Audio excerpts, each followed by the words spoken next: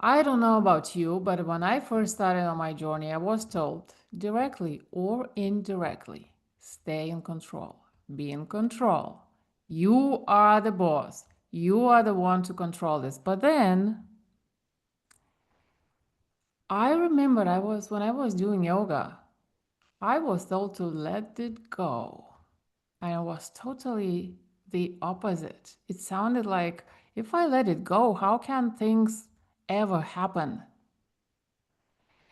And then when I look at nature, right, I see nature being totally in the flow, not in control. And yet, isn't it so powerful anyway?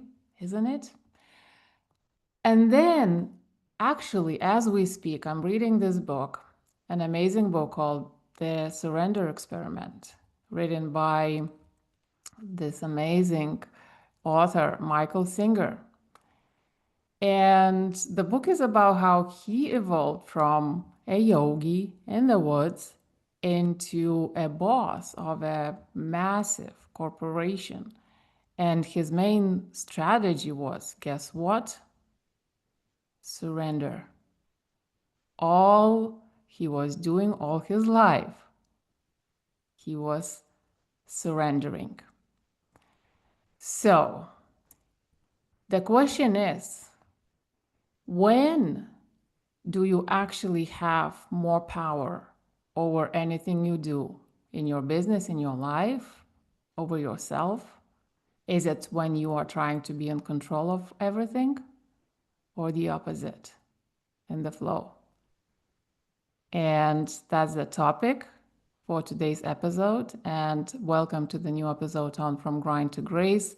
I'm Medita, and this is the podcast for the alternative entrepreneur, the entrepreneur who's ready to flip the script, challenge the norms, and choose freedom first. When freedom is not a destination, when freedom is the path, because when you stop grinding for freedom, success tags along for the ride.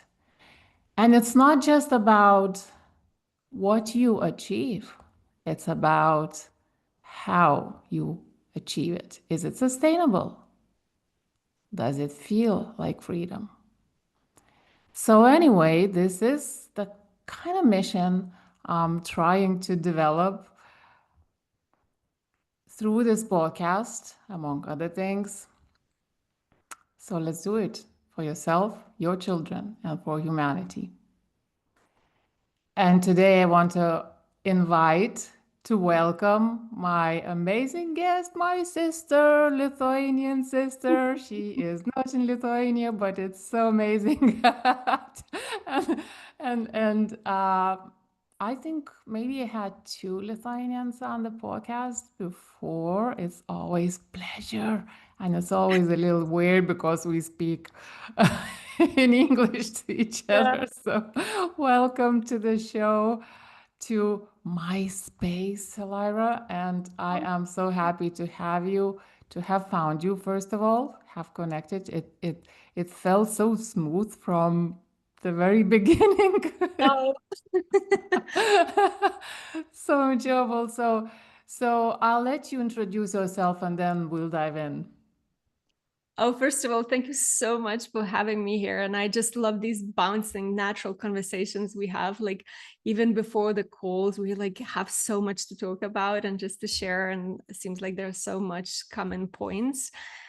And yeah, I'm so happy that we're bringing this out today a bit to invite other people in our conversations in a way. And my name is Elaira. I'm Lithuanian, as you know, but I am currently located in Georgia in a beautiful nature with my 3 cats and a turtle. And I am somatic business coach. I am very much focused on nervous system capacity and expansion. And I am soft power movement leader, which you talk really a lot. Like in introduction, you shared so much my keywords that I'm talking about. And I also focus so much on the capacity-based growth because we live in the world, especially business entrepreneurship world, where we so focus on the goals, on achievement of doing. And I feel the new business paradigm is not so much about the doing, yes, doing, but the way of being while you're doing defines everything, makes all the difference that matters. And also your way of being attracts and manifests differently, especially with the younger generations, what you mentioned. They care about, how did you get there? How are your eyes are so radiating? How do you feel so soft and vulnerable, but so strong? Mm-hmm. I never been asked like, what do you really do? But more like, how did you get there?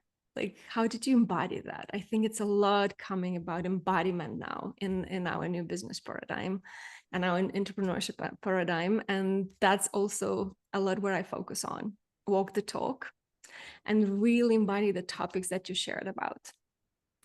Yeah, that's so amazing. And you too, you are speaking my language. I think that's why we connected so smoothly with so much power.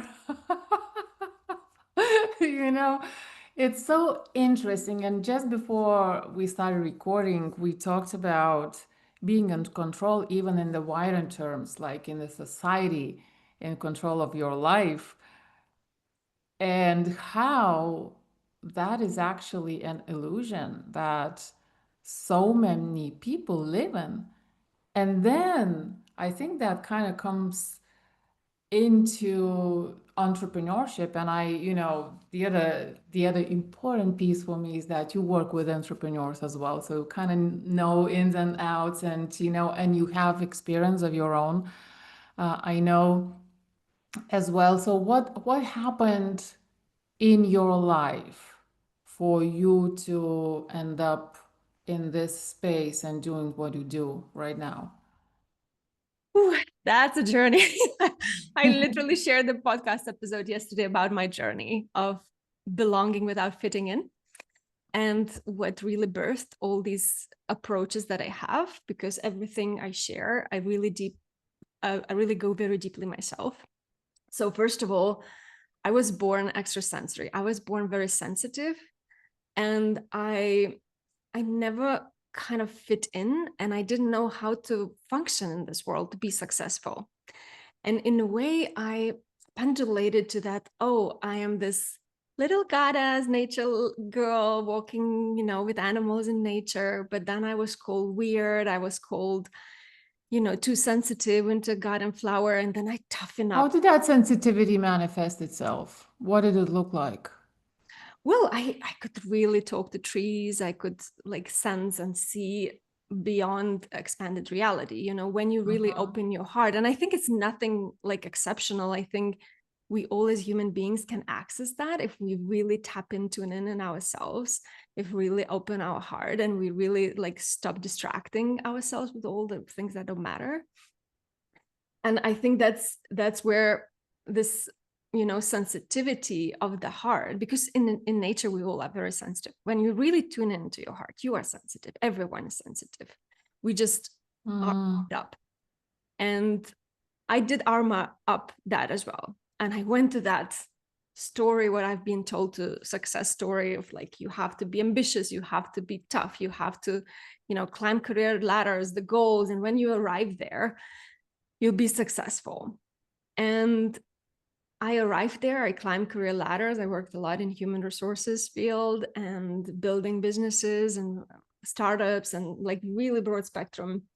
And when I arrived there, I remember now, it was like today, it was like in a hotel in Spain, and I was on 21st floor in the VIP room, and management team was there. It was company event which I was holding workshop about, and I know I was going to have a promotion. And that was this tipping point in my life where I woke up and I literally could just press the button near my bed and the curtains open up and I can see the amazing, coastal view. And this is where I was like, oh my gosh, I made it. I'm successful. Mhm. I made it in my career. Like, this is it. And this is where this pivotal moment happened. Like, like our grandmothers told the stories. Like, I remember, like, today it was Sunday, to the details. I remember that moment so vividly. And I couldn't take that moment in. I was so tired. I was so depleted. I was so grinded to the floor, using your language, that I just couldn't take it in. I couldn't feel it. I couldn't sense it. I was so numbed out. I was so burned out that I was like, is this success? Is this how I should feel? Like, am I being lied to? Like, and I felt such a betrayal in a way of my time, my energy. And, you know, when you arrive there, it's like, oh my gosh, not what I've been told at all.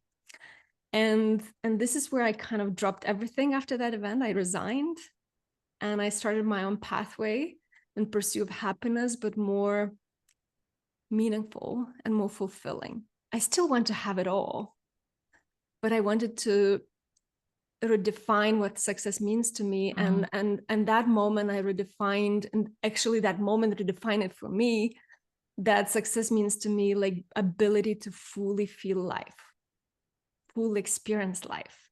And for that, you need to have open heart. You have to feel free. You have to feel powerful. You have to go full in. You have to be with a full open heart. So, and to have capacity for it all, because there were opportunities, but my body just didn't have capacity for it all. Like everything was just bulldozering my sensitive nervous system. And I just was numbing myself more out and out. And this is where I started my own pathway of my own entrepreneurship journey. And I started to like literally untangle all of it and really starting to rewire it from the very different place and build it from the very different place, with my, in line with my capacity, in line with my nervous system expansion, in line with my meaning and what success means to me constantly. Because if I don't question in every season what success is to me, someone suggested for me. And there's so much loud suggestions in the world, you know, what success is, that, you know, it moment I don't grasp it, it disconnects me from my pathway. Yeah, so did you start that way from the very beginning when you became an entrepreneur? Without awareness of, wanting to build your business around yourself? Because so many people, one of the most favorite things or popular things for people to say, I want freedom, I want financial freedom, I want time, location freedom, those kind of things. And it's almost like the main reason why people start on this path. And almost like, I use the word freedom a lot, but it's almost like I was resisting it because it has so much cliche attached to it as well. I also had to reclaim it. Like literally, my friend, when I really manifested the freedom, the abundance, the wealth, the like what I desired, I was still in a prison inside. I was still manifesting, sabotaging myself until my friend took me, I remember, took me into a cafe and he said, you like this bird in a cage. The cage is open. Fly, fly. I remember he was That's like, so cool. very like, why to yourself? So it was a journey to reclaim my freedom. And this is what you say. It's a lot. We talk about the word freedom, but we don't really know what that means. And biggest lie that we all fell into, that we are not powerful, that we don't have freedom. So it starts from embodying it like from within, like reclaiming it from within. Because I think the real war, the real battle, it's not about outside things that is happening. It happens in your nervous system, it happens in your heart, it happens inside of you, in your capacity, in your patterns. This is where real freedom and battle of power is happening, Yeah. because this is where we've been poisoned so much through generations.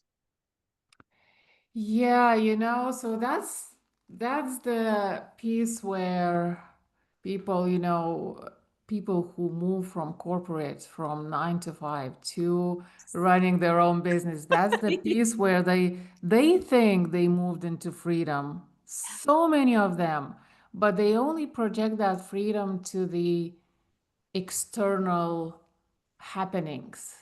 Oh, I can travel when I want.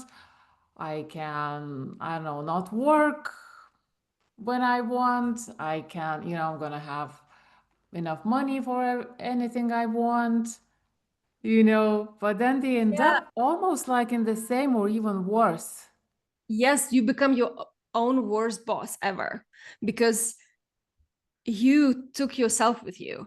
So it's like all this what you're sharing, like I agree with you, like these are very superficial layer of freedom. And this is where this is in society, we still kind of the carrot, like this is your freedom, but actually it's not.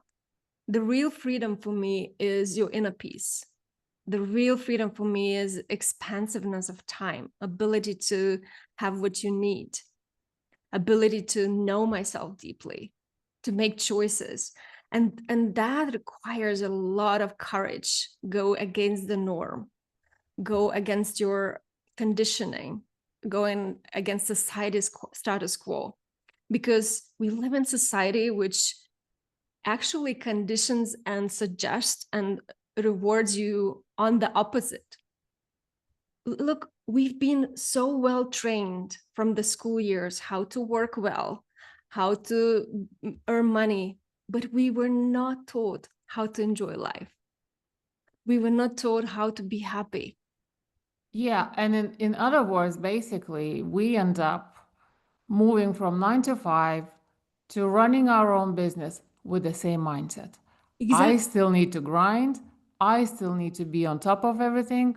I still need all these strategies. I need to know more. I need to accumulate information, those kind of things. However, well, it kind of works for a while, right? Doesn't it? Like, I mean, there are things we need to learn, of course, right? But then I think we reached the point where, and it was the case for me as well, like, no, this is not working and I'm Yeah, not liking it. and that's why all my work is about your inner world. It's about building from inside out. It's about your internal capacity, because everything else then, you will build from inside out and matches you there. And then you take actions differently, then you create differently. But what more you disconnected from yourself, more you into that slavery system, more you have to grind more, you have to control more, you have to do more, because you actually disconnected from your nature.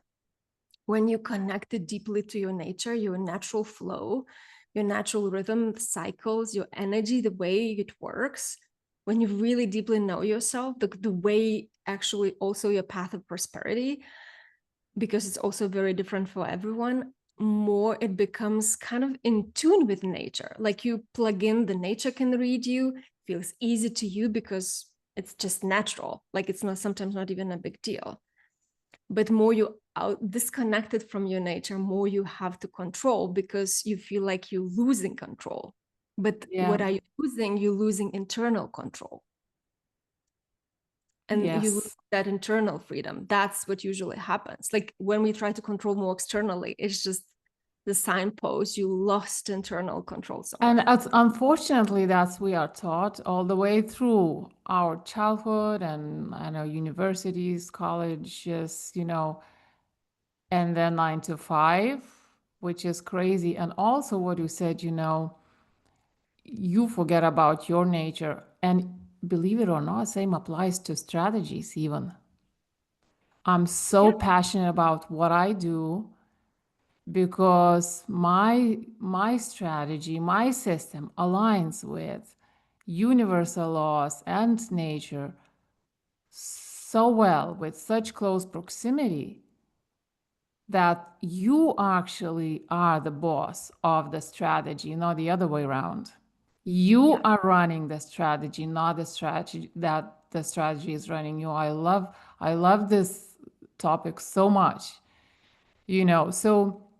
So in your, did you have more? Okay, so let's go back. I would like to go back a little bit to the start of your journey and maybe into more specifics around how you were unpacking what was getting in your way Yeah. and dismantling that. How were you noticing? And I want this for the listener as well, because so many people in my audience, they are in this place where they might have the awareness of something not clicking, something, you know, maybe being stuck, maybe hitting glass ceiling, but not necessarily knowing where they would need to start, Yeah. and or what should they notice in their life, to start unpacking this and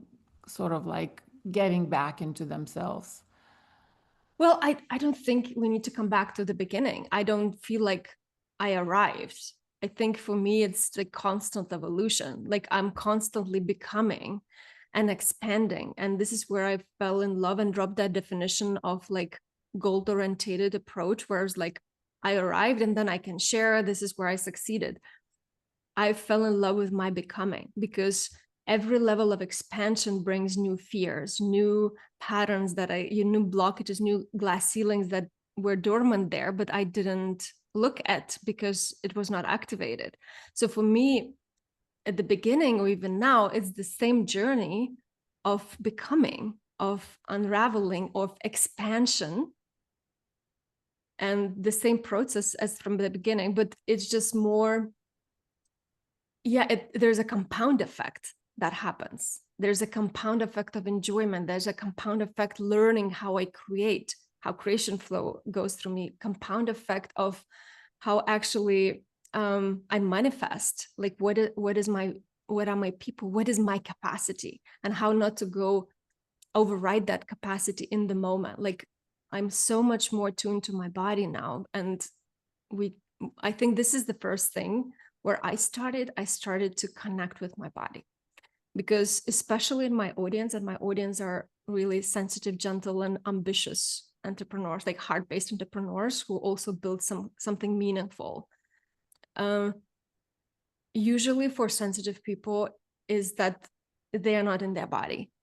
They're disconnected, and we were taught to disconnect from our body, not to learn how to listen to it.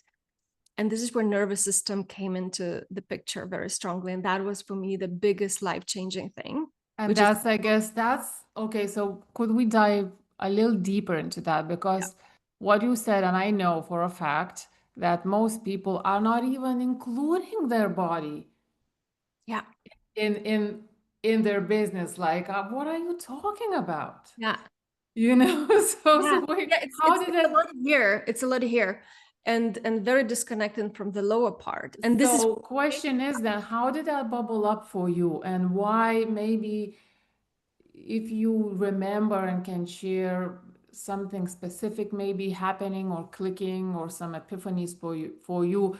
And I'm asking because I know people are not in their body. Most people, as you know, are not, and they don't realize, they don't understand the significance of that. yeah, and well, I have a track record of full burnouts in my life, so it definitely, like, I crashed my body and went against my body for a very long time, and very like not listening to it. So I really explored this very deeply, what it is to be deeply disconnected from your body, and now how life feels when you're deeply connected to your body, when you listen, when you do body-led business instead of like mind-led business. And I think this is where also changed everything for me. I don't even crash anymore. Like don't get even, in a way, there's tired when you're tired of like, I did so much and I'm so excited, but I'm like, like I just moved a lot. And there's tired when your soul is tired, when you like went against yourself, when you kind of betrayed yourself, tired. Mm. So I don't experience that anymore. I experience that, oh my gosh, I'm building something, kind of tired. And I think this for me became a pivotal point in my business, because I feel our business paradigm is very much built from dysregulated nervous system. A lot of marketing, a lot of how business done, a lot of how we share and relate, it's from trauma response, from dysregulated, and especially social nervous system is very much kind of really in dissonance. Look, like when you look in the internet, at least, we all have our own audience and bubble, but I see all the same landing pages, all the same stories, all the same offerings. It's like, and that's the trauma of our social nervous system, because we all in a fawning response. We're so afraid to express our authenticity. We're so afraid to express our truth. So we kind of shut down part of our truth, our authenticity, in order to please the client, in order to please the audience. That's why everyone's like, what is the box I need to fit in with my sales and strategies and marketing? And that's exactly coming back to that strategy you said. This is why people like, oh, tell me what works so I can fit in society and my business, instead of like finding my own voice. And yeah, and I agree, except maybe I would think because I'm a strategy person, right? So I was dropped straight into the middle of all the strategies, which is actually cool. I love them. Now it depends on how you use those strategies, but Yeah. I guess so many people are not even aware they are trying to fit in, right? They This goes think, so deep, this so subconscious, and that's, yeah, I'm doing this work for like, what is 6 or 8 years now, and I'm still deepening layers and layers, like, oh wow, this is another layer of fawning is like really when you don't feel safe to be yourself. And this is where I'm not against strategies, but I feel when you are into expansive nervous system, when you open the in regulated nervous system, then you kind of also know which strategy works for you, which is right for you. And when you're in this contracted nervous system state, when you don't have nervous system capacity to embody that strategy can be the most perfect, works for many other people, and for you it will not, because you don't have safety, you don't have capacity to anchor in your nervous system. And that's why I always say capacity first, strategy built from there. if you ask me, if and I'm totally honest, and I'm half jokingly, I would tell you that my strategy is good for everyone. And the reason why is because it's so aligned.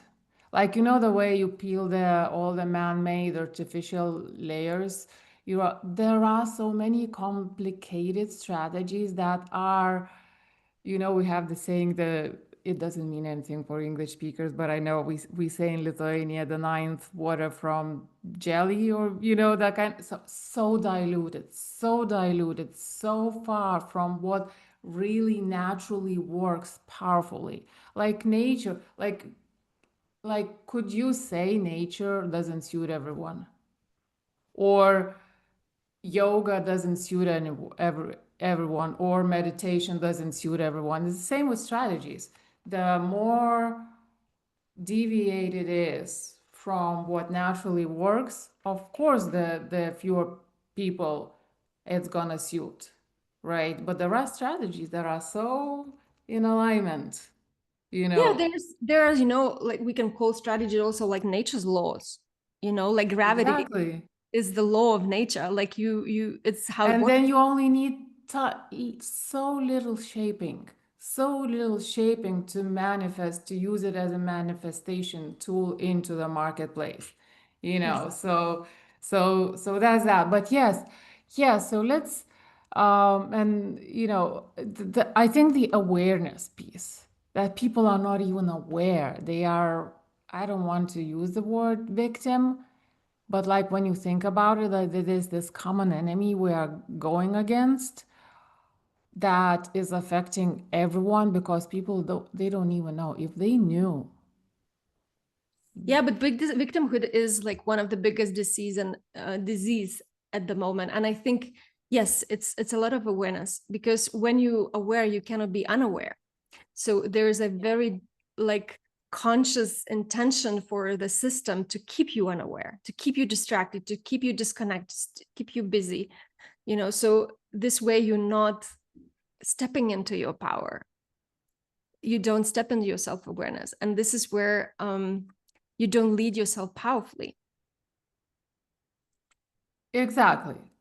However, However, the way you, like, even if you realize, did you have that feeling even when you realize, you know what, I need to be in the flow?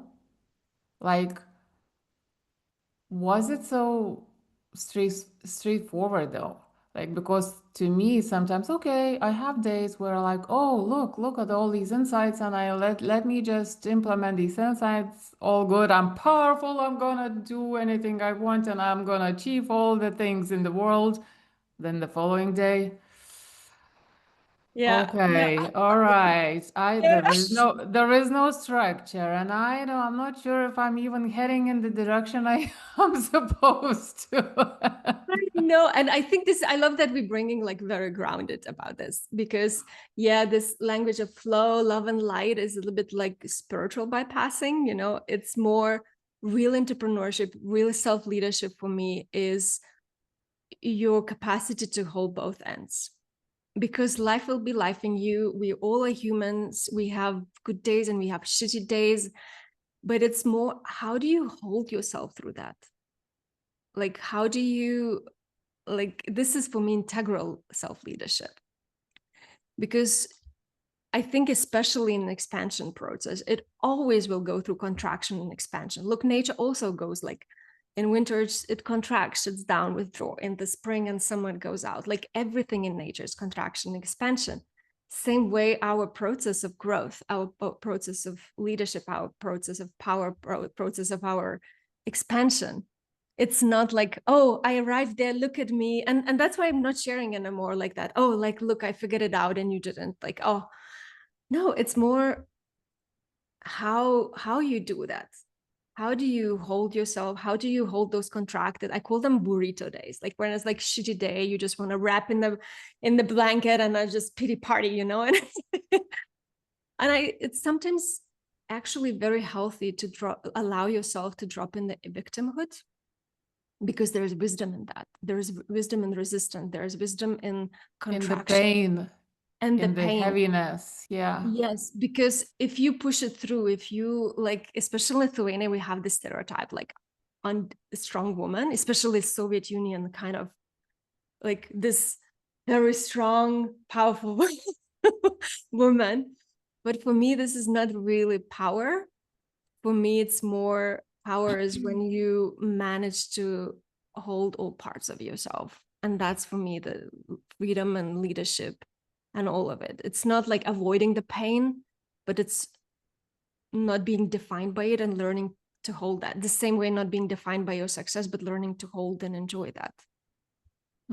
Yeah, I think this issue persists worldwide. And I work with people everywhere, and I was surprised to discover that, people all over the place, they have money blocks. We came from the Soviet structure. I thought, okay, that's us. Oh no, they are Mm, everywhere. You know. yes, they everywhere. And the thing is, that what we talked before, you may manifest the money, but one thing is to have money and another thing is to feel wealthy. Yeah. And this is again coming back to what we talked, like that inner freedom, that inner self-leadership, that inner self-awareness, because I've been through such a journey of all cycles of wealth. Like I had a lot of money, I invested bad, I lost the money, then I struggled like how to get my money, and then like all seasons of wealth. And I realized it's when I had money, I felt extremely poor inside, like feeling of, well, I didn't have, I was terrified. And then the fears came in, like, how can I hold it? How can I sustain it? And I was terrified. So it's really that internal capacity, internal identity building, and Yeah. training your nervous system to feel safe with that. Because for your nervous system, everything what's not familiar feels a threat.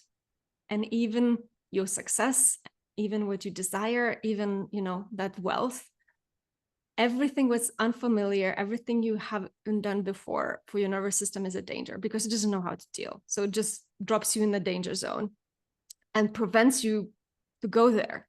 So you have to nurture your nervous system. You have to increase that flexibility, that actually, feeling wealthy is safe. Yeah. And then you can hold the money, and then you can receive the money, welcome money. It's very different ball game, because it's so funny. We all been told to, from the people who have a lot of money, they say when they arrive there, they say, money will not buy you happiness. It's not it. And we all still think this is it. When we have the money, we still going to that grinding list, and then we arrive and we is like, no, it's not true.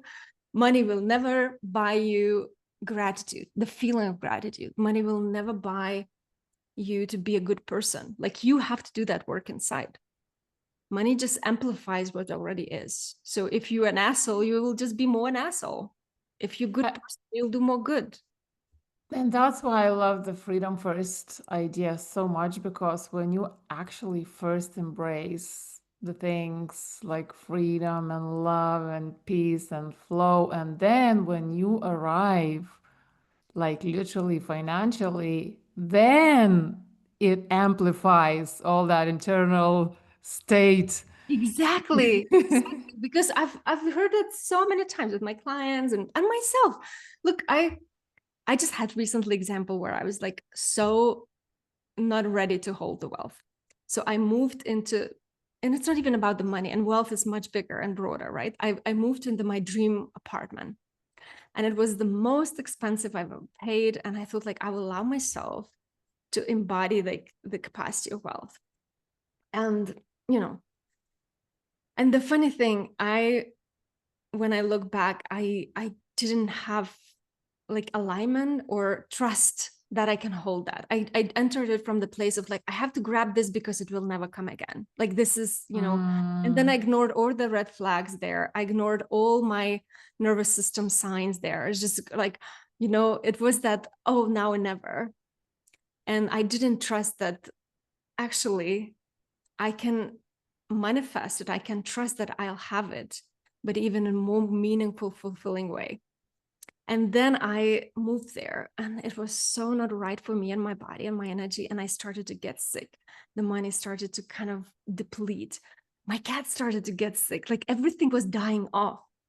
And then I realized, okay, that's a huge learning where I stepped into something I didn't have capacity for. And it was a huge learning. And now when I moved in this house, it's such a different anchored feeling of enjoyment and amplifying that. It's very different capacity of mm. wealth that I'm receiving that. Because, when you think about like, why do we want this wealth and money? Because we want to feel a certain way. So it's first starting to anchor that safety and that feeling first. So it's absolutely what you say. Beautiful. Yeah, and it leads us to, so I have this one item in the notes, the wealth identity, Yeah. right? So I would love for you to maybe try and unpack what exactly it means in a more like practical or tangible, like where like especially for somebody who's not even aware of such a concept. Yeah.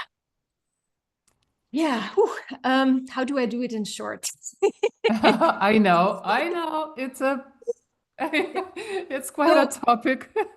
so first of all, how I start to prepare for wealth identity personally and in my programs, let's say, and with my people, it's a nervous system work. So we gently titrate and actually also start to explore what wealth means to you first. Because at the beginning, when I started to go into this wealth identity, I started to go identities that I saw around me. That you have cars, you have amazing houses, you have, like what I've seen around. But then I realized, yeah, Material world. but then Yeah. I realized it's not my definition of wealth. My definition of wealth is to go barefoot in the nature, have spacious enough time to look at the trees, to have like powerful transformations with my clients, have my cats running around, be this nature girl, go hiking. This is what I do more.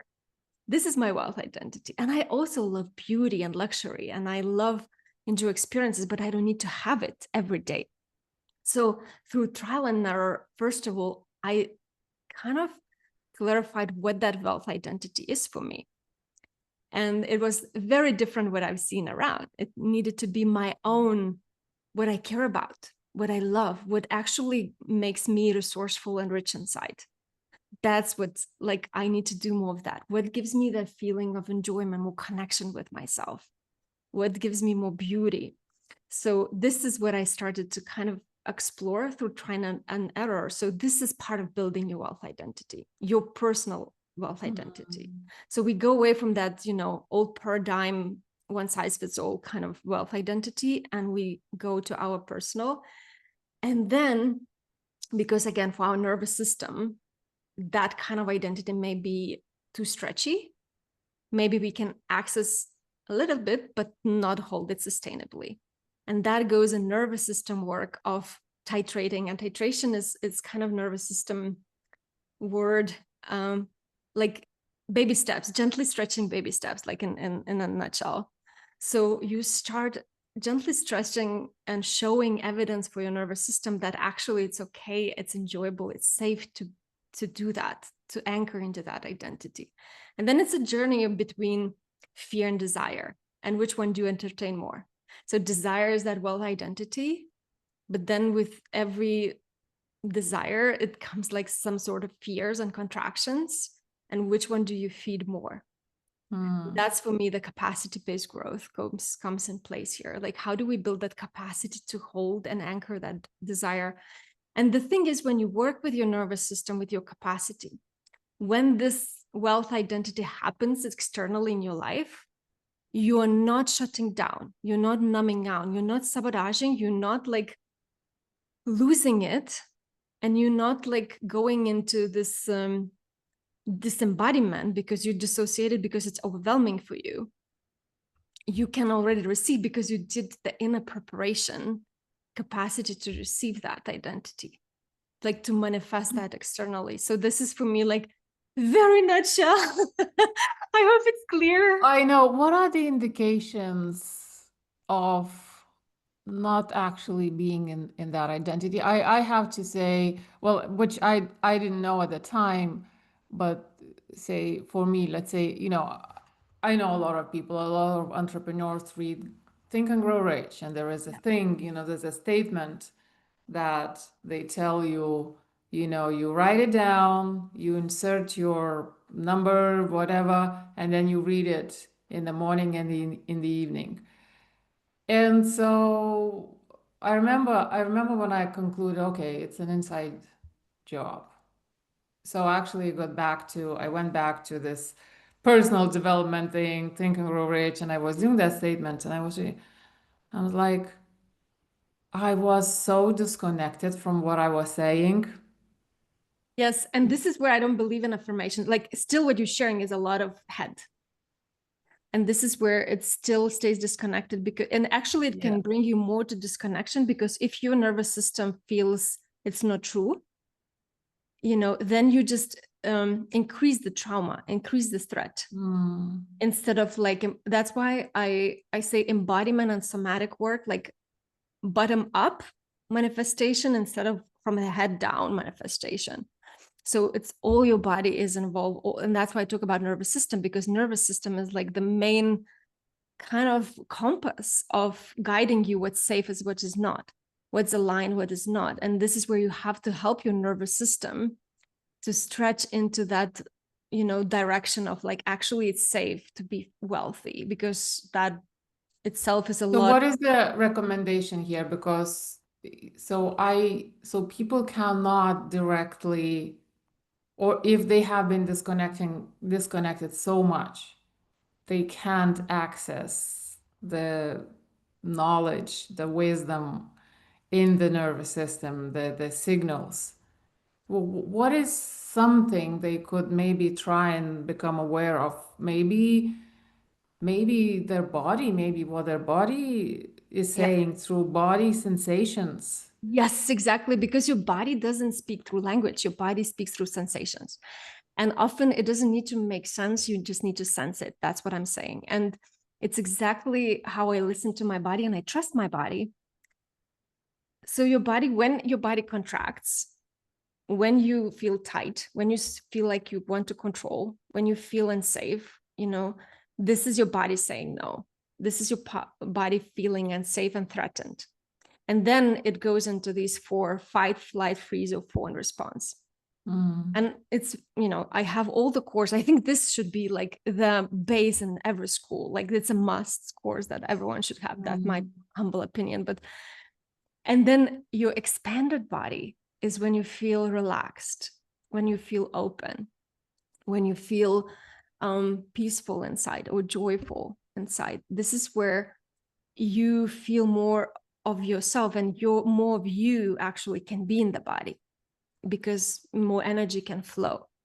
And this is where our nervous system, and actually just physiology, this is where we see much more possibilities. This is where we connected with here and now much more with ourselves than the other. When you're in the contracted body, your nervous system and your organs starts to shut down to be very efficient, because it's like this animalistic body. It prepares you for the threat, so it gives you horse vision to focus on the threat, and you cannot see anything outside it. So this is when we have this survival fears, or like, oh, I don't have money. Notice how it goes into this like one thing, and you just forget everything around, even if you have a lot of abundance around. Like this is the contracted body talking. I just had this crazy thought about when you were speaking about contractions, and like if we contract, then the organs, you mentioned the organs inside of us contract, and so the stomach contracts, and so the stomach doesn't digest. And Yes. that's how you can explain when you are in a lot of stress, for example, your digestion goes Yes. off. Yes. This is where like a lot of inflammations are going because of your nervous system dysregulations. Your stomach is one of the first ones, to shut down, because your body is preparing you for the fight, and it shuts down not essential organs. So it sharpens your vision, it shuts down your, the stomach, your breathing kind of like shallows everything what is not essential. So if, for example, you're in a flight response, then you energy goes into the feet and you just want to run. If it's in a fight response, you just literally want to, it goes in the upper part of your body. So you want to kind of push away, fight.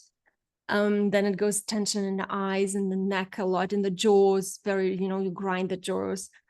And if you're in a freeze, for example, it's like playing dead. So this is where shutdown happens the most. Some part of you completely dissociates, because it doesn't feel safe for you to. But there is nothing you can do, kind of. Yeah, you cannot escape, you cannot run away, you cannot fight it. So you have to kind of play dead until the threat goes away. It's like literally from the animal world.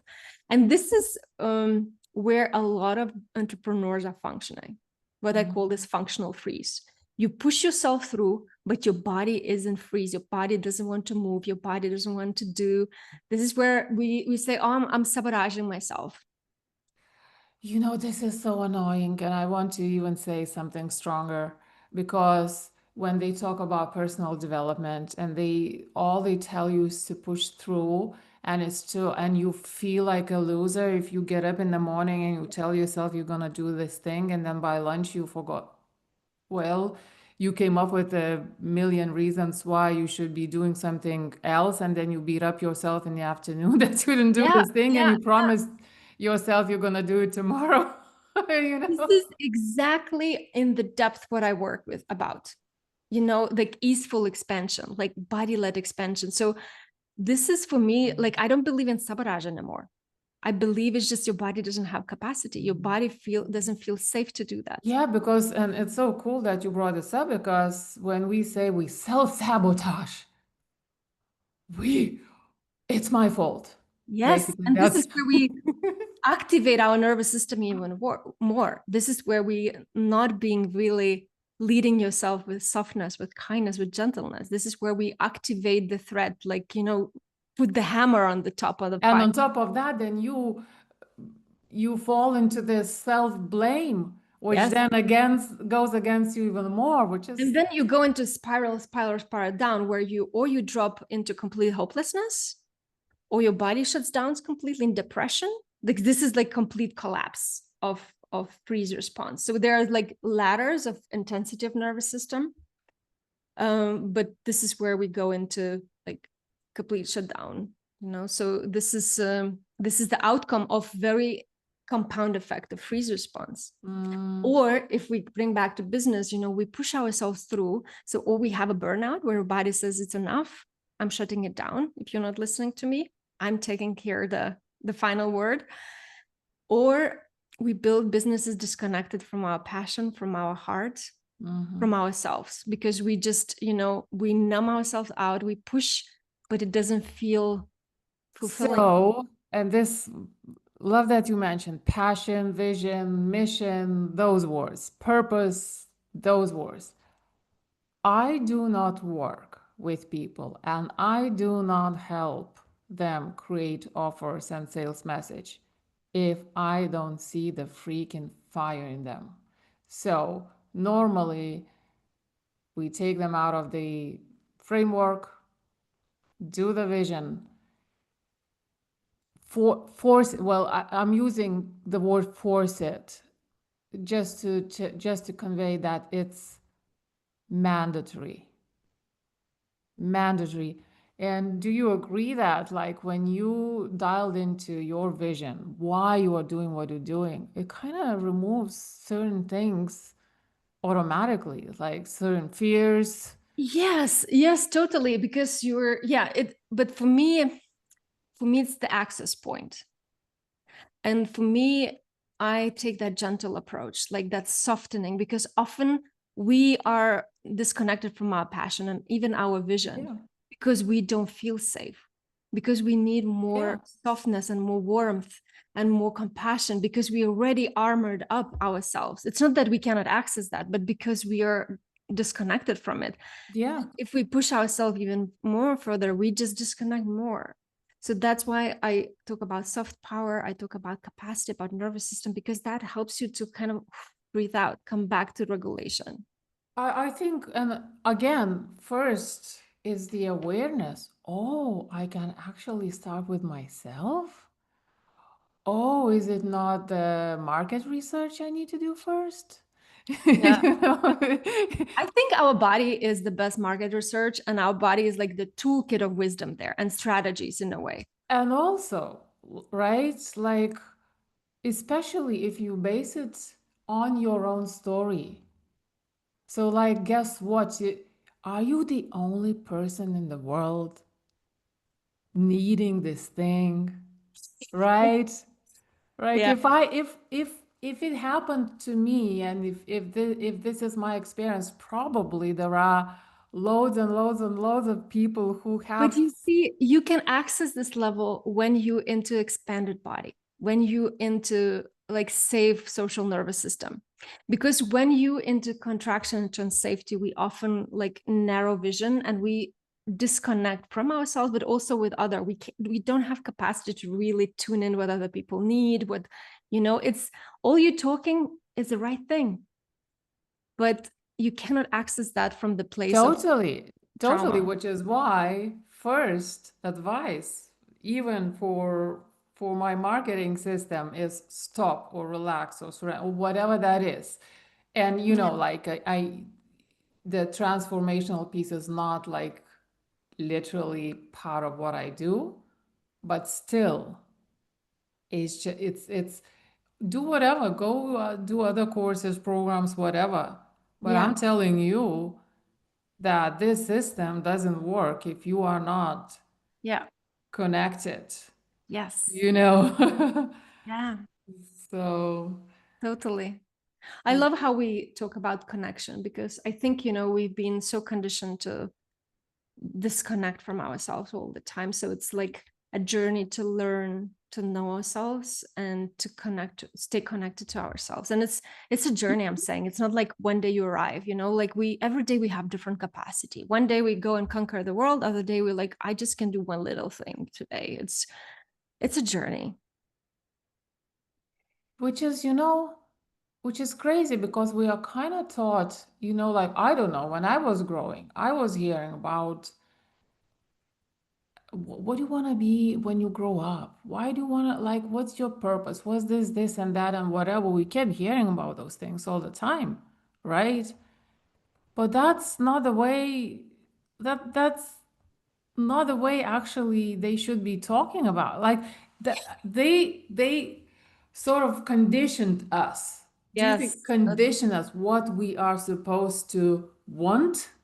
Yeah, and you notice how when we had that question, we always told like again external job title. Like I want to be teacher, I want to be a doctor. Like Mm-hmm. if you ask me now this question, like because I think I'm still growing up and I will continue Mm-hmm. growing up till I die, I want to be a good person.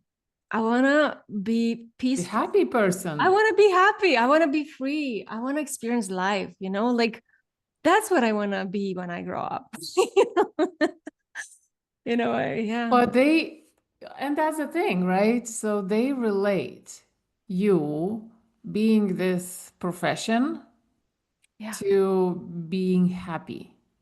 Yeah, and this comes a lot through like in this industrial revolution mindset where we are treated a little bit like machines. So a lot of our worthiness and value is related to money, to the job, to the title, to achievement, how efficient we are, how consistent we are, but it's not how nature works. Like, your numbers of followers, all these kind of conditioning things. And it took me really long, like real unravel like to the depth of it for me, like disconnect all these like deep conditionings. Like mentally I get it, but it didn't Yeah. click deep. Yeah, So it was that's a really, big piece yeah, that's a big piece to like really, to integrate, to yeah, really, and then and I'm so I've been hearing this from people who I also I think, they are at the top or blah blah blah, they've achieved spiritually, and but all of them that are saying, having a download from the universe and realizing certain things and having the epiphanies is one thing, but then it kind of throws you, and then you have to reintegrate everything to know how that the whole thing reflects and projects into the material reality, which you still absolutely. need to do Yeah. because that's who we are. Part of us is Yeah, body. and that's the Part, biggest job to do, actually. That's our main job in a way. yeah, yeah. But it's also so good to know, and I guess that's what I would like my audience to hear as well. Like, all these epiphanies and all these insights and all these things are good. And then if you are feeling lost, because what happens usually, right? One day you get an epiphany and it's, oh my God, now everything is gonna be different. But then you next day you get up and it's like, oh, how am I gonna use this? Yeah. you Well, know? the funny story, like I've been visionary from the very early age. I knew I came here to this earth, and I knew, like long-term vision I have in me. I know. When I was 12, I went to different English teacher and I said, I need to be in your class because my English teacher is not good enough and I need really strong English, like 12 years old. Mm-hmm. And somehow I knew English will be a pivotal thing in my life. And my mom was teacher, and my mom said, why didn't you ask me? Like I could talk and we could arrange Mm. those things. Like you just went, like execution on my vision. But that's been like the biggest kind of piece of art and mystery and struggle and epiphany all the time, the journey of embodiment. Like I know my vision, like I've never struggled with my purpose. I never struggled with my vision. I think that also kind of unlocks in different layer more and unlock yourself and your potential and your, like becoming, but the embodiment of it. And I think this is where like the new business paradigm, and we all feel that people, businesses who are not really embodied, like coaches or consultants who are not really embodied into their topic, we all start to sense more and more. It's a lot about embodiment. And that's, you don't have map, you don't have clues. Like I don't believe anymore like there's a 5-year plan. Like you go and figure out step by step, because everything now is uncertain, everything is more individualized, everything is like your path, your way. instead of like template what others people told you to do. How do you then stay, if that's the right word to use? Well, obviously, any word actually deviates from the essence or from the real meaning, But, you know, um, still, how do you stay on top of the direction, I guess, right? Because it might feel sometimes scary. Nothing is happening. I've been surrendering or whatever that is, or looks like for different individuals. And then, oh, okay, so I'm no longer be nervous about upcoming holidays when I know I'm gonna lose momentum in my business. I'm no longer get pissed off when my daughter doesn't go to school for one or another reason, and I'm like, now, oh, suddenly the day is not going according to my plan, you know and then, oh, that's so cool, life is beautiful, I look, it's sunny, so I'll just go enjoy the sun, Yeah, so, and then a few days really. later, oh my God, everything I was saying I was gonna do is not happening. Yeah, I think what you're trying to bring here like 3 times now, and I kind of didn't pick it up. So I'm loving that it's coming back. But I feel this is the topic of healthy masculine and feminine energy in us. Not like female and male, but like we all have that feminine energy and we have masculine. Like feminine is surrender, the trust, the being, the loving, the heart. And masculine is like this doer, provider, action, like make things happen, and we all have like different portion of it in ourselves, like the balance of it, but you have to have your own balance, some more feminine, some more masculine, and like pendulate and find that balance. Like I'm also going through seasons now. I'm in a season of like strong masculine, but also now I feel like I'm shifting like really more feminine energy just to have that dance. And I think we still collectively function a lot from the very wounded and shadow side of that masculine and feminine energy in us. What you said about, I'm reading about surrender, it means you're deepening into that feminine energy in you, like embracing that deeper trust, surrender. And our trust is very much broken. And when we go too much into that feminine flow, I just sit on the sofa and everything will happen, we're not really in our power, we're not leading our life, we just letting life to happen to us. So that's also not healthy balance. It's for me, is that balance of those two energies. Yeah, and how do you then, to just break it down a little bit more, what are the seasons of the masculine energy, more structured energy, and more flowy energy? Like, for example, and I know you are prepping for a launch. So is Yeah, it like, creating a structure and maybe some sort of strategy to promote, right? it's, I think, it's I don't do that like from the head anymore.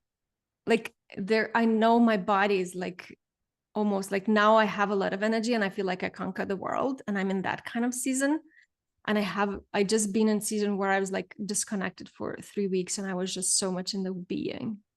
And it wasn't that it's kind of when you learn to really listen your body, everything somehow goes in the tone of nature. Like nature also is like, it's not in rush, it goes in its own seasons. When it happens when it happens. Like we don't know, like on April 1 there will be spring, it happens when it happens. It has its own timing, flow, and it's always on time, not in rush, but it's always on time, it's always right. It's that when we try to control from our mind but our body is not on board, this is where this dissonance happens. Tell me about those tomatoes that we already have. Lithuanian tomatoes. It's like super cold Rushed in there. the greenhouses. Oh yes, oh my goodness, yeah, I heard that it's still very cold at this time. Right? And they are still, I still have, like the little, what is it? The bush trees? I don't know, plants, tomato plants. They are just starting out on my terrace, And you see, just now. nature has longer winter season. And you reading that book of surrender, you just being in sync with nature because you're also in the same season. But it can be like you have one season, you know, you are, let's say, in the winter season, your clients are in a different season, your business in a different season. So it's art of leadership to manage it all. So yeah, it's a beautiful topic.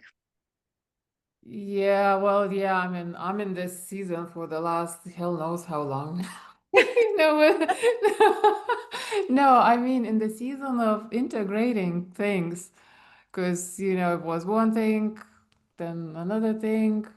Now they need to combine, but all I know, I'm so happy to be aware of needing the need to align the power in aligning. Yeah. Yeah, and somehow we just want to control. We like that when this instant gratification, but it's more like our mind and our wounded trust that wants that.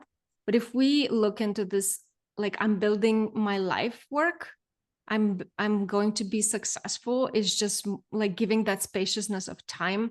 Then we also can surrender a bit more into our seasons, like with spaciousness. Nothing needs to happen now and today, and somehow all falls in place in the right way.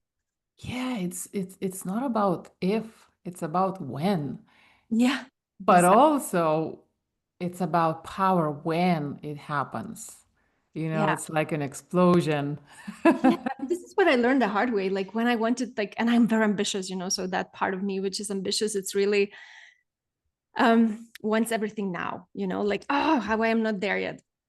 But when I like really learned to surrender and trust the right timing, I also know when, if I do that, and when I, not if, but when I achieve that success I wanted, it just feels so different. It feels juicy, it feels aligned, it feels fulfilling, it feels meaningful.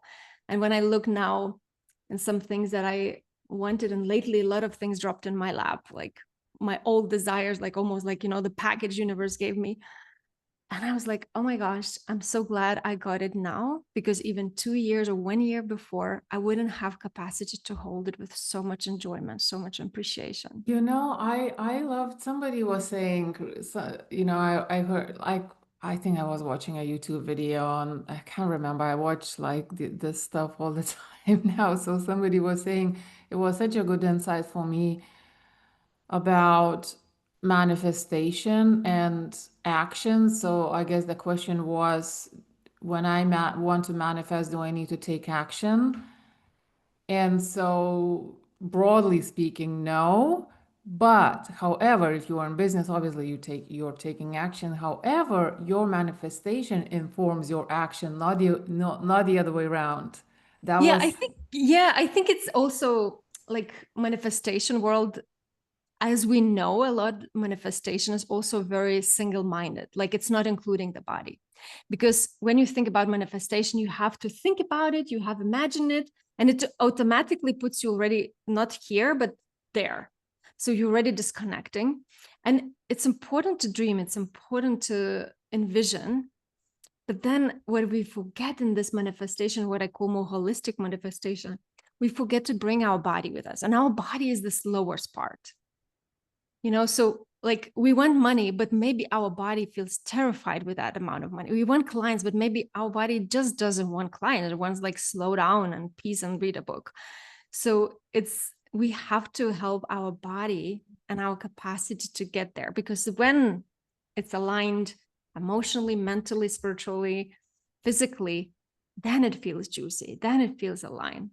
But we often just over exaggerate that mental manifestation and we forget the body. Yeah, I think manifestation could be yet another topic we could dive into, Oh you know, my God. separately. We already talked so long. Oh my gosh, but it's so Because juicy. listen, for me, manifestation is basically, I treat it as one of the modalities. Really, like, I mean, you know, if you really want to do manifest, like, you can arrive at awakening, at dialing into yourself, whatever, just by learning manifestation. It kind of invokes very similar things. You know, you still need to work with energies, frequencies, body, you know, Yeah. all those things. So yeah, but that's why I don't talk about manifestation in that perspective, and that's why I talk about capacity growth and nervous system growth and self-leadership. And that's why also I have long-term containers. Like I work now, I have the Rise Voice, which is like 6 months to 12 months. And this is where we build that capacity. And then manifestation happens in a different way that anyone imagined. Like I had people quantum leaping and manifesting opportunities. But the thing is, when you quantum leap, which is also like glorified in our society, but quantum leaping and manifesting also crashes everything what's no longer serving you, crashes your identities, crashes your bad habits that cannot hold that. So nobody talks about that, you know, like we just have that image of manifestation, like, oh, you manifest the house and you live happily ever after, you know, that's Hollywood bullshit. Like it's yeah, no, well, but that when I talk about manifestation, work through manifestation, work on yourself through manifestation, it's just a different angle, entrance yeah, into this same yeah, work that you are doing. yes, But I exactly. just I just choose to do it through the angle of manifestation, Yeah, it doesn't but matter what literally access it point. means the same thing, Yeah, exactly. you You know, know. and I love that we have so many access points, like, and we have all our own a bit approach, so different people can choose what's relevant for them. I build my body of work really a lot through my own journey, and I really took time to really. I even run programs several times to really fine tune it to the depth of the depth, because depth is my language. Like I really love to have depth, not a superficial layer, but really go to the core of how things work, and really deep Root transformation. causes, yeah. Yeah, the Yeah, root. same. Yeah. Yeah. So it's different, and then, you know, we all have our own languages and different, like what resonates to different Yeah, people, also totally. in different personal development growth, and we all have right people and the right timing for them. So yeah. Yeah. Okie dokie. That's been quite a conversation. Oh, so low. Oh, Like we listen, if somebody is in a place where they kind of know, like they feel it's heavy and they feel they are maxed out, kind of stuck, they know it shouldn't be that way, but they're not really sure how to get out of it, where to start. What do you think would be one shift they could make today in oh, that direction? individual. It's very individual. Like if they feel stuck, it means already there's contradiction inside. So, you know, it's usually the stuckness happens when you one part of you is on the gas and one part of the brake. So it's like I'm Yeah, stuck. exactly. Yeah. So I would just lean into that stuckness and that frustration and that resistance, because there's always wisdom there. And we don't want to look there because uncomfortable. So I would just really sit down and tap into, like, where do you feel that resistance, what the resistance is about? And sometimes it can be, I'm afraid to feel, I don't have capacity to feel. Sometimes it can be like i'm I'm afraid to lose, like whatever. It's very individual all the time, but it's more not ignoring it. Like, where do I align myself? Mhm. And can it be okay that I'm stuck in the moment? Because it's often Mhm. the biggest tension happens when we try to resist it. Because when we feel the anger, feel the grief, we feel relief. Actually, the Yeah. biggest intensity happens in the resistance of it. When we get clarity, where we sabotage ourselves, it feels relief because we have clarity. It's most stuck and tense where we don't have this powerful conversation. And that's why I feel we sometimes need support, because sometimes we cannot go there ourselves. Sometimes we don't have capacity. Sometimes we don't have Mhm. that awareness. You know, there are blind spots you cannot see. And so overwhelmed and And so so overwhelmed. disconnected. Yeah. So that's why it's so important to, and we can even re-traumatize ourselves sometimes more, or go to completely Mm. opposite route that it's needed. So that's why that's exactly why I do this Rise Voice, because, and that's my kind of signature program, because this is, I notice if I have powerful support for people, like when they feel stuck, they can come in anytime. They have this very intimate container. They have Telegram group support, and they just can reach out to me like, I'm stuck here. Okay, And I can so literally penetrate. And then they, instead of for them lingering for months, they can move on. They can start building. They can start compounding growth instead of trying to come back to that baseline of their personal power and freedom. okay, so what I'm hearing, and I guess was true for me as well, was, well, it happened with a big bang for me, but but Me too. Me but too. Several times. generally, yeah, like it wasn't causal, for me, but I know that a lot of people, like, it doesn't happen for most people, right? So you kind of need to be intentional. So I guess pause, question everything, whether it's your vision why, whether it's the process. It's okay to question every freaking strategy, because I say nothing that's created by a man is a fact. Yeah. Nothing, absolutely nothing. So question, and then I guess it's also the message to go deeper than just your normal mainstream personal development. Absolutely. And I would add to that, in regards of self-leadership and personal power, because that's big focus there. I focus, stop reacting to your life and start leading it.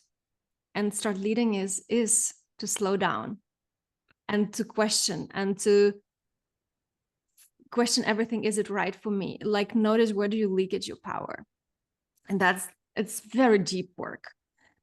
Instead of like, life is lifing you and you constantly responding and you feel this victimhood, like you constantly reacting instead of like leading it. So that's for me the main, I think, message. And I think that's a very good advice, but I think it's achieved. Like, if we are talking about a shift today, it's very hard. Like, it's a place where you arrive, right? The leadership, knowing how to lead it instead of forcing it. Because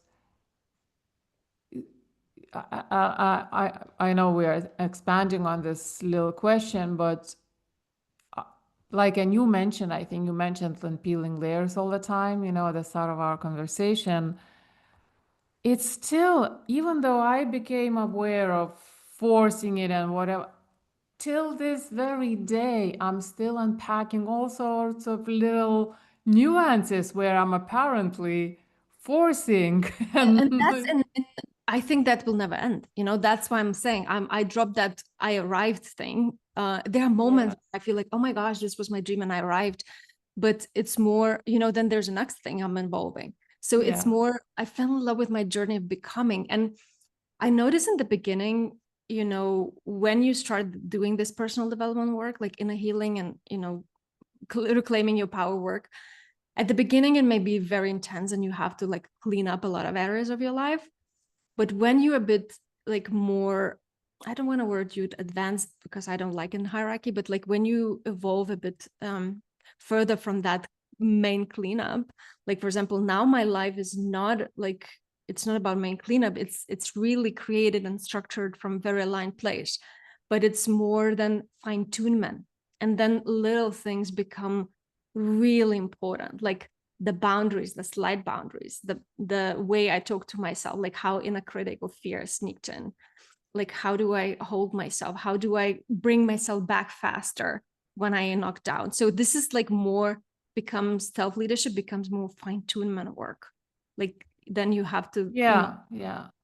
And also so many different factors, including, are you on your own, or are you surrounded by people? Do you have children? Guess how much that adds. absolutely, It's absolutely. beyond any imaginable, beyond anything. I've never done anything harder. Yeah, but personal relationship is the biggest teacher, I think. It's and mirror. Yeah, but also, like, that means an additional layer of sort of being on top of it without controlling it. because now there are other people who they have their own will, their own ways, their own opinions, all those things. Absolutely, absolutely. But yeah. Anyway, so yeah, so that's cool. So now, and I know, so you roughly told about what you do and who you work with, but if you want to add something and where they can find you. Yeah, so the main thing where they can find me is my website. Everything is there. And I created also a very nervous system and trauma informed approach where you have like touch points where you can explore my work deeper without much investment commitment, so you can really understand better. And then I really focus on the nervous system course, on 8 capacities that I established as entrepreneur, like in this capacity-based growth about money, leadership, boundaries, structural capacity, receiving relational capacity, all kind of very essential capacities. There's a course there. And currently I'm launching very intimate, most exclusive support that I offer is 1 year, 6-month container of this Rise Voice, where we tap into very profound, small group, 8 to maximum 8 people support through the year to step into your personal power with fulfillment, with self-leadership, and unpack all these things what we talked here with very, very powerful support, very, very laser focused support, but also with softness, with compassion. So I hold you in your power, but I hold you in your doubt. I hold you where you need to soften and be more gentle, but I also stretch you where you kind of give your power away. So it's very, very, very kind of advanced and holistic approach. I'm obsessed about this program because the people who finished like previous round is still reaching out to me, like the compound effect of our work is just growing after even long time after they finish. So these are the main things. I'm very how to say on and off with social media because of trying to protect my sensitive nervous system. But I have my own Telegram channel where I share a lot almost every day. So it's my own journey, my own becoming, but also the topics about soft power, about nervous system, about capacity-based growth. This is where people can join. Sure. Cool. Very cool. So I'll put the links in the show notes. And so before we finish, I ask all my guests 3 blitz questions. Okay, No wow. overthinking, simple, easy. Okay. Why, but Okay. I have no clue what those questions are. We're not prepared at all. You should prepare me, okay? So the first one, well, they're really simple though. Well, okay, let's see. So the first one is, what change would you like to see in the world?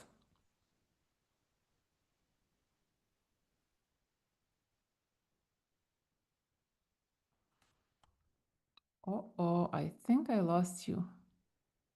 Okay, now I'm Oh, back. you're back. Yeah. I Cool. got so passionate about this question, so I guess I crashed the internet. Is it there? So it's unstable a bit. Okay, It's now, okay. yeah, It's okay. okay. So my biggest deep heart desire is that sensitive, gentle, big heart, big soul people would claim more space in the world, claim more personal power, and with what they do, with their medicine, with their desires, claim more space, because I feel like at the moment there's so much oppression versus personal power going on collectively. There's more and more control and oppression, and a lot of gentle souls, they're still hiding, they're still waiting, they're still observing. And I feel like it's time for them to come out. It's time for them to lead, but they're not there. So this is the biggest shift I want to see. And because also we would claim the world and change the world faster this way, but secondly, because young people also are looking at us. Young people also want to have role models and what's possible for they need guidance. They have very strong knowing what they hear, what they want to do, but they need a little bit of mentoring and like we do need like role models what's possible for us. So I feel this is what I want to change. Super. Love it. Okay, the next one is, what legacy would you personally like to create and leave? It's very much related to that. I just, my legacy is that our extrasensory hearts could have full permission and access to live. Like there's so much depth we can access, but we just so grinding, using your word. I love that word. So my legacy is that for future generations, they have pathways that they don't have to grind, they don't have to figure out, that we lay that foundation for them. Yeah. Yeah, I love that. For sure.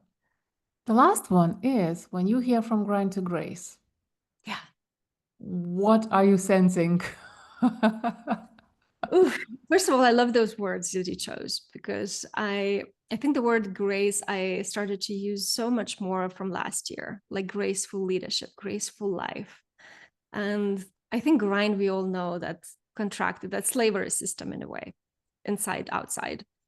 And being treated like a machine, being treated like a tool, not a human, not a extrasensory being. And grace for me is that divinity embodied in the human life. That's for me like, wow, this is the potential actually is you. If we were not oppressed, if we continuously wouldn't be oppressed in this, with this grinding, in the grinding, I think that what our life would look like. It would look like grace. It would look like spaciousness and like deeply anchored in a peace. Agreed. Yeah. Love the questions. You see, I So, thought about them a lot, even I didn't know the questions, but that's what I think about every day. That's what I care about so much. and that's why I ask these questions, because I care about them deeply as well. Super. Yeah. Thank you so much. It Thank you. was amazing. It was longer. Oh, look at the time. For me, it's 13:13. Oh wow. Yeah. Okay. For me, 14:14 actually. Funny. Wow. It's universe says great job, ladies, I guess. Thank you so much for having me, and thank you for, like, there's so much fire in me now. I love to have these kind of conversations, like meaningful, deep conversations. That's my love language. Yeah, same here. You filled me, and I appreciate what you're doing. And like I mentioned, we clicked very quickly. It was so easy. It's so amazing. There's so much alignment. So it's always When it flows, it flows, that's it. so nice to experience that, really, truly. So yeah, thank you so much. And the one listening, thank you too. And you wouldn't be able to convince me you didn't get value from this. So please, let's turn this into a real mission. So please send this to anyone you think might benefit, anybody you think are in the place where they need to get out from the grind. Absolutely. And And if you feel like you want to reach out personally, like stop being this wallflower and observing, do that if you need to. But just reach out, just drop a message, just have a conversation. reach Just out to Elaira. Yes, absolutely. Find her. Follow the links that I'm putting in the show notes. So, and thanks for tuning in. And I'll talk to you next week. Stay, yes. And stay I just want to say, graceful. yeah, and I also want to say thank you for staying with us till the end and giving this precious time in this grinding, distracted world when you can do anything else. You chose to be with us. That means a lot to me, and I'm sure for Adita too. Super. Bye now. Bye.